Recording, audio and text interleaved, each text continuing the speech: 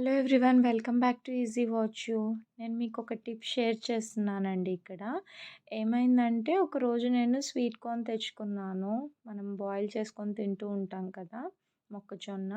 ఆ sweet corn ఏం చేశానంటే ఫ్రిడ్జ్లో పెట్టాను, మర్చిపోయాను. ఒక 3-4 డేస్ తర్వాత కూడా మళ్ళీ టుమారో చేద్దాంలే అని పోస్ట్పోన్ చేస్తూ వచ్చాను. లాస్ట్కి ఒక ఫైన్ డే మనకి హాలిడే దొరికిన రోజు ఓపెన్ చేస్తాం కదా, అప్పుడు చూస్తే అంతా డ్రై అయిపోయి ఉందండి. సో, ఆ డ్రై అయిపోయింది. నేను పడేయటం ఇష్టం లేదు. ఏం చేయాలి? బాయిల్ చేస్తే ఆ టేస్ట్ రాదు మనకి. బాయిల్ చేసిన స్వీట్ కార్న్ టేస్ట్. పిల్లలు ఎవరు తినలేరు కూడా. సో, నాకొక ఐడియా వచ్చింది. మీకు ఆల్రెడీ తెలిసే ఉండిండొచ్చు. కొంతమందికి కూడా తెలియకపోయిండొచ్చు కదా. ఒక పాన్ తీసుకొని మనం చపాతీ చేసుకుంటాం కదా పెనం పైన.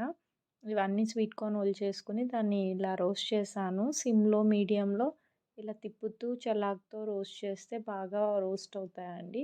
టేస్ట్ కూడా కొంచెం డిఫరెంట్‌గా ఉంటుంది. బావుంటుంది. ఎప్పుడైనా మీకు ఇన్ కేస్ బై మిస్టేక్ ఇలా అయినా కూడా యాజ్ ఇట్ ఈజ్ నార్మల్ ఫ్రెష్‌గా ఉండే స్వీట్ కార్న్ కూడా ఇలా ఫ్రై చేసుకోవచ్చు. ఆ టేస్ట్ కూడా బావుంటుంది. ట్రై చేసి చూడండి.